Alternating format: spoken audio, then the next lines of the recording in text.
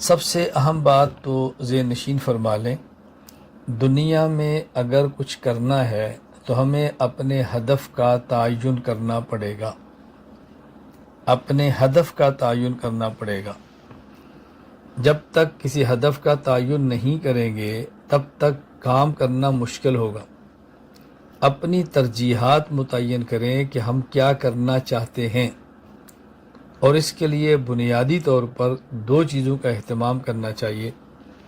Number 1 استشارہ، number 2 استخارہ۔ استشارہ ہوتا ہے صاحب الرائے آدمی سے مشورہ کرنا، اور استخارہ ہوتا ہے اللہ تعالیٰ سے خیر طلب کرنا۔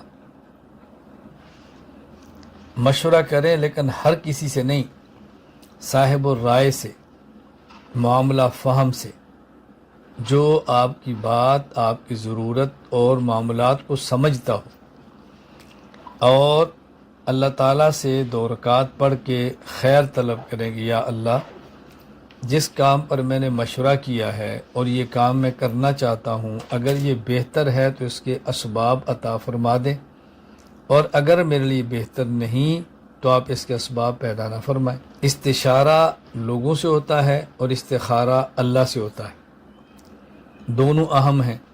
دونوں میں فرق کیا ہے کہ جب ہم استشارہ کرتے ہیں اور کسی سے مشورہ کرتے ہیں تو ہمیں پتہ چل جاتا ہے کہ جس سے مشورہ کیا ہے انہوں نے ہمیں کیا مشورہ دیا ہے، لیکن جب اللہ تعالیٰ سے خیر کو طلب کرتے ہیں تو اللہ تعالیٰ نے کیا فیصلہ فرمایا ہے اس کا ہمیں تو پتہ نہیں چلتا۔ اس لیے استشارہ اہم ہے بہت زیادہ، حتیٰ کہ اللہ نے اپنے پیغمبر صلی اللہ علیہ وسلم کو حکم دیا جن پر وحی آتی ہے، جو معصوم ہیں، بشاورہم، کہ ان صحابہ کرام سے آپ مشورہ فرمایا کریں۔ اور اللہ تعالیٰ نے ایک اہم صفت ان کی بیان کی ہے، وَأَمْرُهُمْ شُورَىٰ بَيْنَهُمْ، کہ ان کے معاملات باہمی مشاورت سے چلتے ہیں۔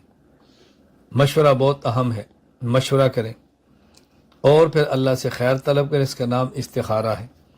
استخارہ کا معنی یہ نہیں ہے کہ ہم سوئیں گے تو خواب آئے گی، ہمیں خواب میں کوئی اشارہ ملے گا، پھر اس کے مطابق ہم کام کریں گے۔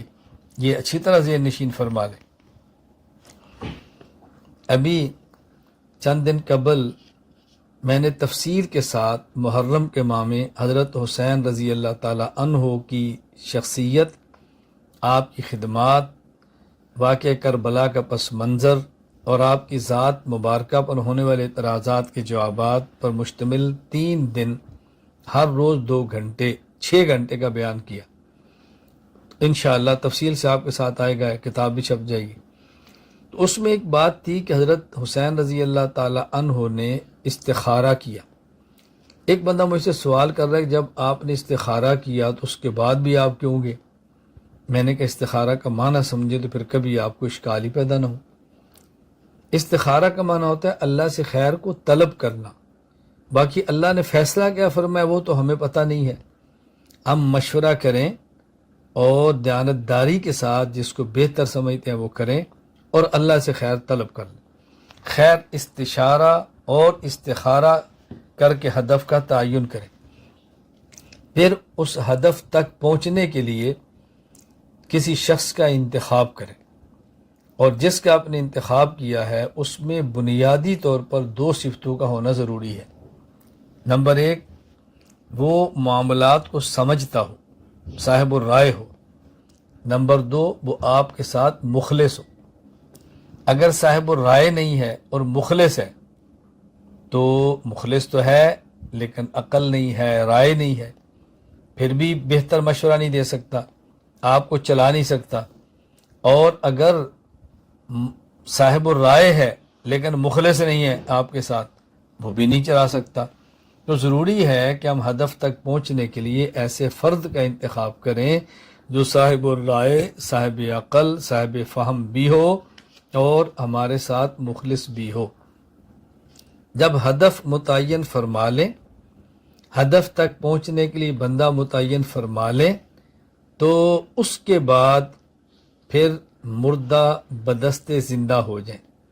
جس طرح میت زندہ آدمی کے ہاتھ کے اندر ہوتی ہے، وہ جدھر پلٹے وہ ادھر ہی اس نے جانا ہوتا ہے، جہاں رکھے اس نے وہیں رہنا ہوتا ہے، جہاں قبر میں اتارے اس طرح چلنا ہے۔